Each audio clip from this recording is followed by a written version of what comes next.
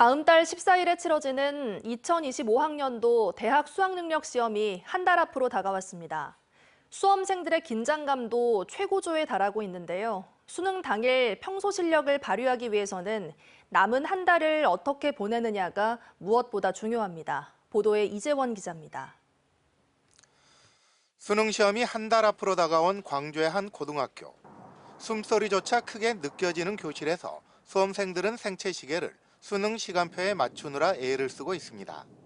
아침은 국어 시험이 있기 때문에 최대한 글을 읽으려고 그렇게 하는 것 같고, 또 점심 먹고 나서는 좀 졸릴 때도 영어를 좀 보려고 하고 있는 것 같습니다. 올해는 유례 없는 의대 증원으로 상위권의 N수생이 늘어난 만큼 수능 시험의 변수가 많을 것으로 예상됩니다. 특히 지난 9월 모의고사가 상대적으로 쉬워 본 시험의 난이도가 올라갈 것으로 예측되면서 수험생들의 긴장감도 어느 해보다 높습니다. 최대한 자습 시간 활용해가지고 그 수능 대비하려고 노력하고 있고, 야자하면서 조금 더 공부에 부족한 부분들을 채우려고 노력하고 있어요. 학교에서는 수험생들의 긴장감을 풀어주기 위해 이번 주를 시작으로 매주 모의 시험을 실시하는 등 학사 운영을 수능 체제로 전환할 예정입니다. 하지만 무엇보다 수험생들이 자신감을 갖고 시험장에 들어가는 것이 중요합니다.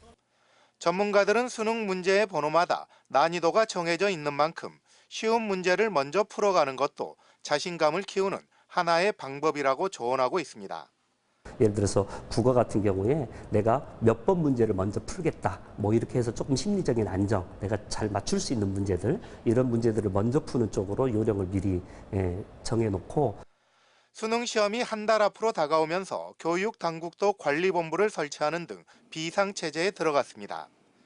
그리고 다음 달 14일 시험장에서 평소 실력을 발휘할 수 있도록 독감 예방주사를 미리 맞는 등 건강관리 역시 중요하다고 교육 당국은 강조하고 있습니다. MBC 뉴스 이재원입니다. 언제 어디서나 내 손 안의 뉴스. 광주 MBC 뉴스 유튜브 구독으로 함께하세요.